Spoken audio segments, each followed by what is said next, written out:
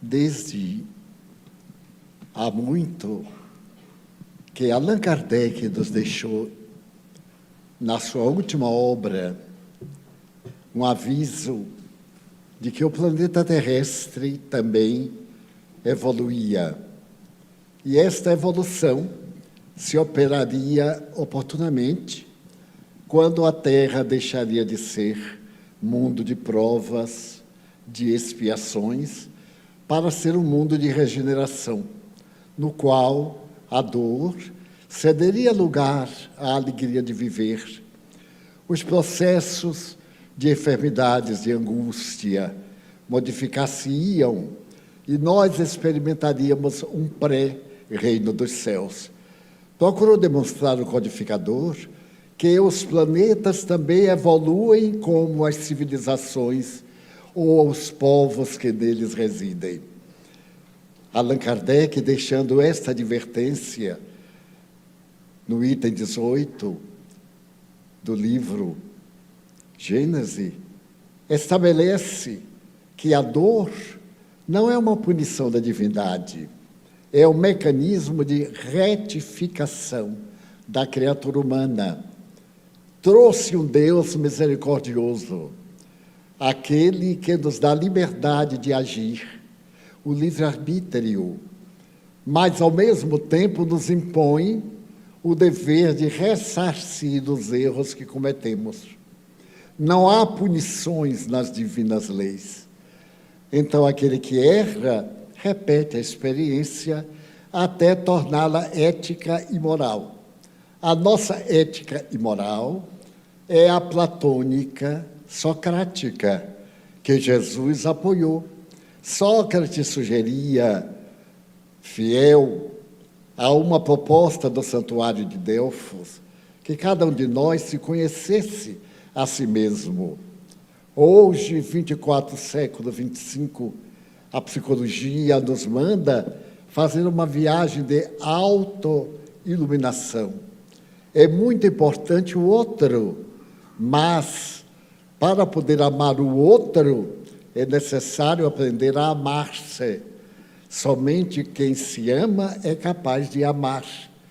Quem se não ama, não tem condições de amar a outrem, porque se a si próprio que se conhece não ama, como vai amar alguém a quem não conhece?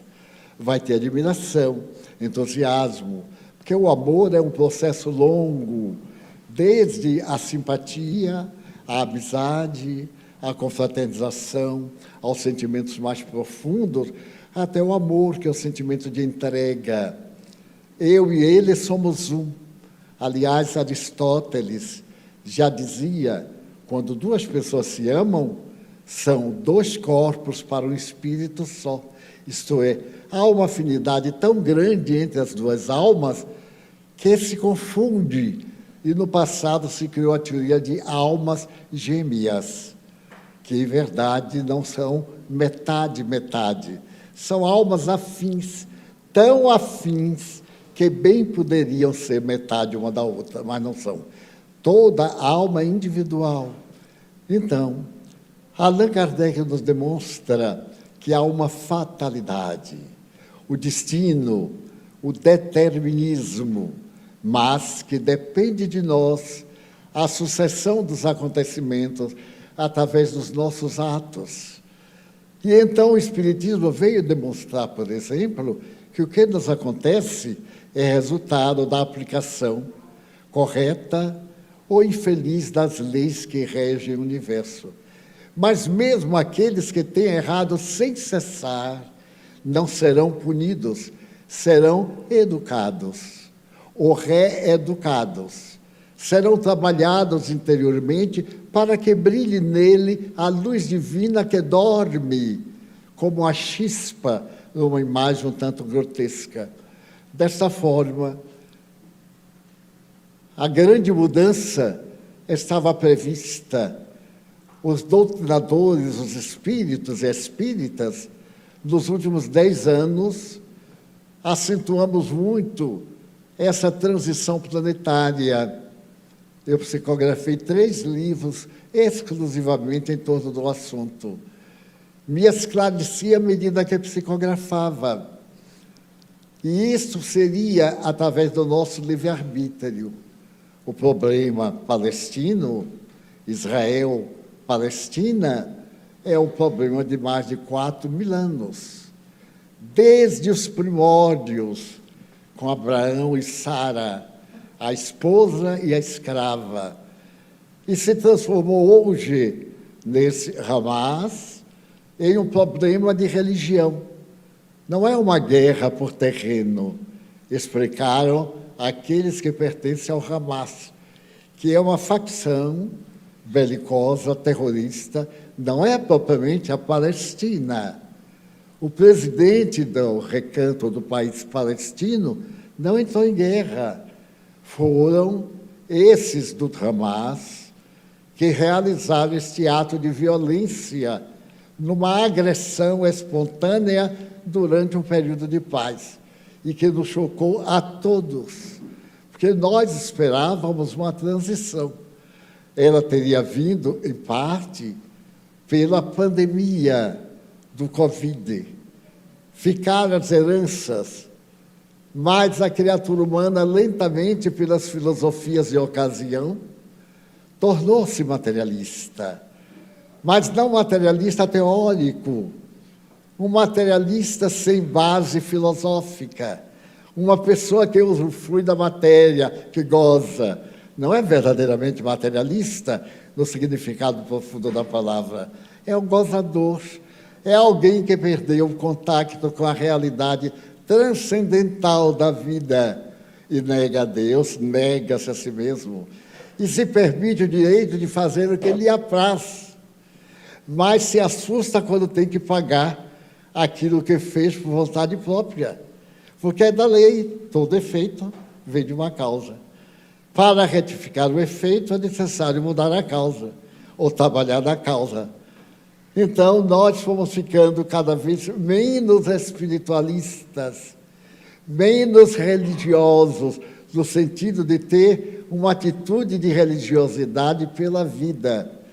Passamos a ter organizações sociais, humanas, filosóficas, sociológicas, de natureza religiosa.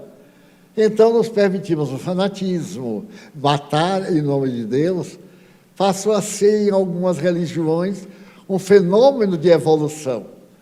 E, naturalmente, na doutrina que havia sido apresentada por Mahoma, ou Maomé, retificando o cristianismo de seu tempo, ele se viu obrigado, na sua incultura, traduzindo a inspiração que ele recebeu.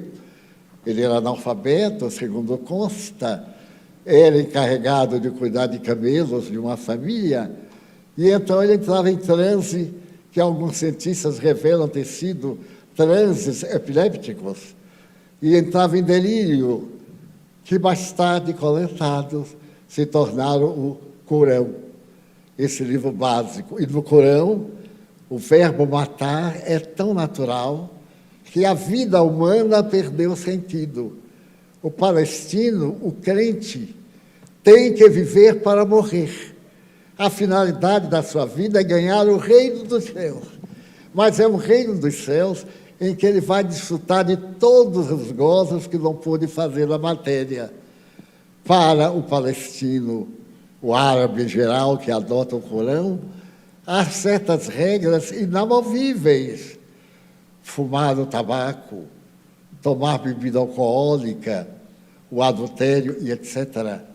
E de uma repercussão ético-moral bárbara. O indivíduo que rouba tem a mão direita amputada.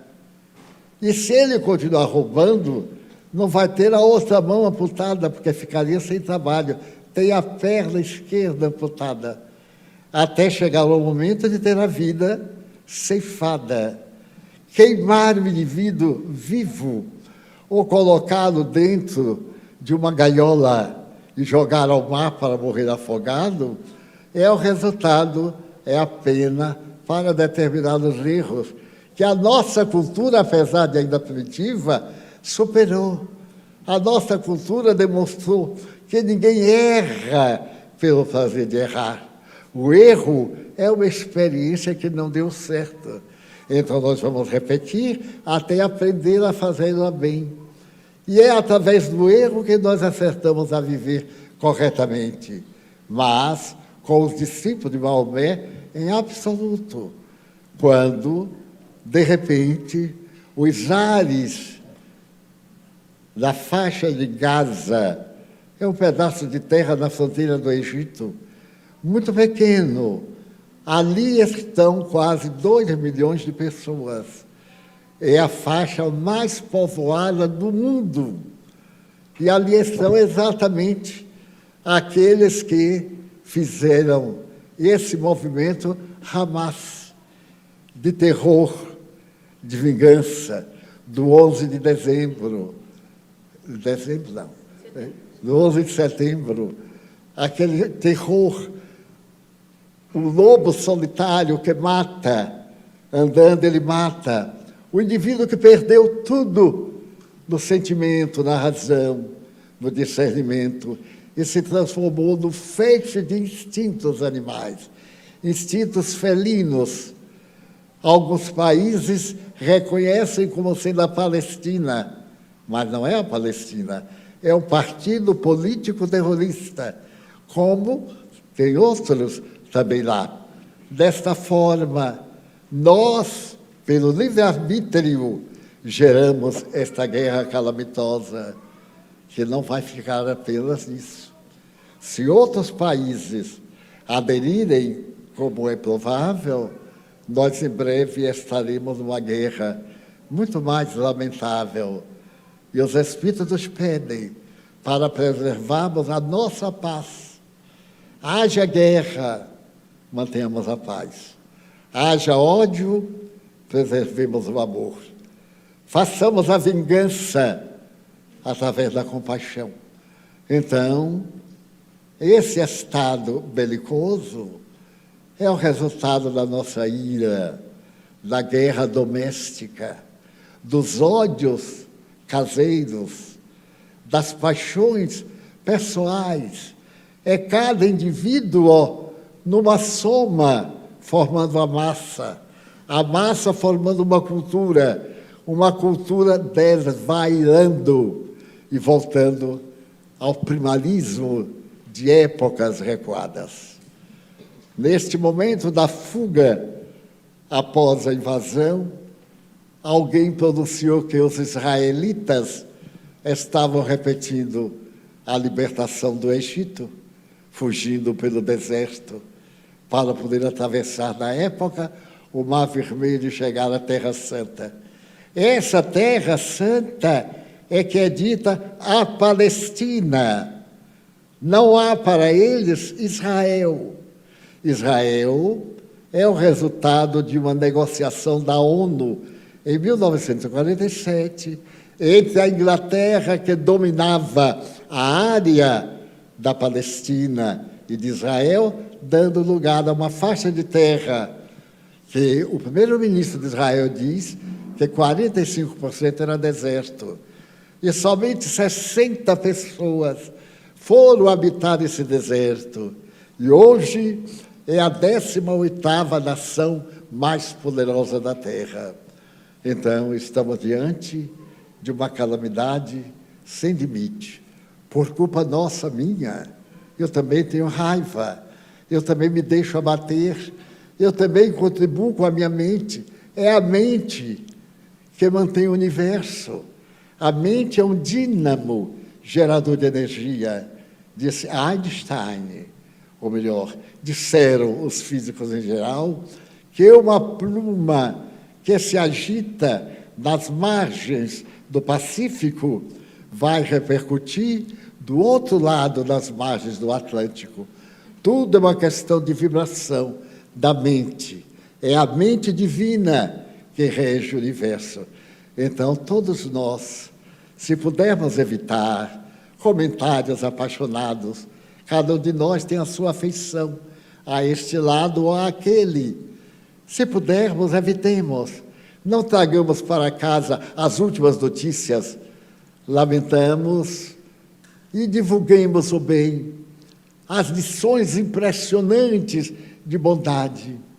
Se aqueles invasores assassinaram crianças, degolando-as da fúria selvagem, também os israelitas, no momento da sua fúria, não fizeram outra coisa. É natural. No combate é que se deveria conhecer o povo. E Allan Kardec pergunta na questão 742 de O Livro dos Espíritos: por que existe a guerra? Observe a resposta: por causa da predominância da natureza animal sobre a natureza espiritual do homem e as paixões que o revestem. E o que pretende Deus com a guerra?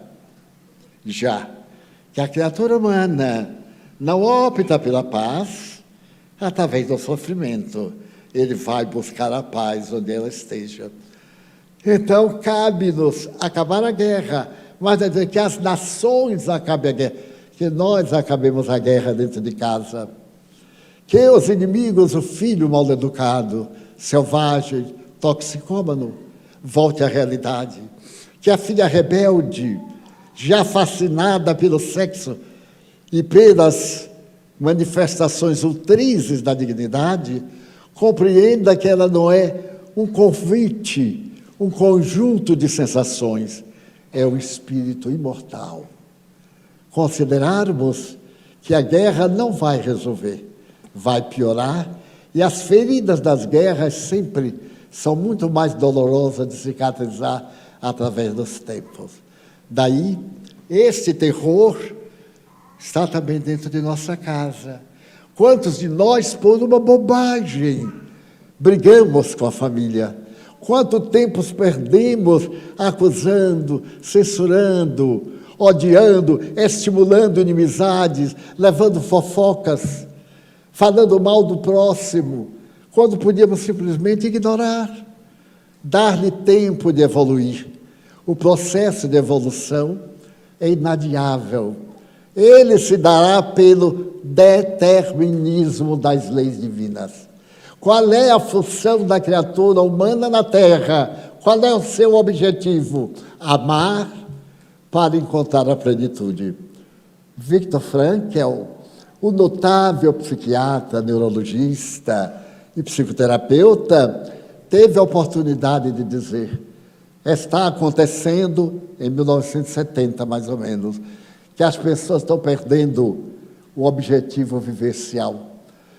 Agora está na moda, eu não sei para que nasci, eu não tenho objetivo, eu vou deixando levar-me pela corrente. Virou uma moda preguiçosa, mental, até quando a dor nos pega, e aí a gente sabe para que nasceu. Nasceu, não entendo porque estou sofrendo, mas a dor não se explica a si mesma, não, ela vem. Nós atraímos, ela vem e nos lapida.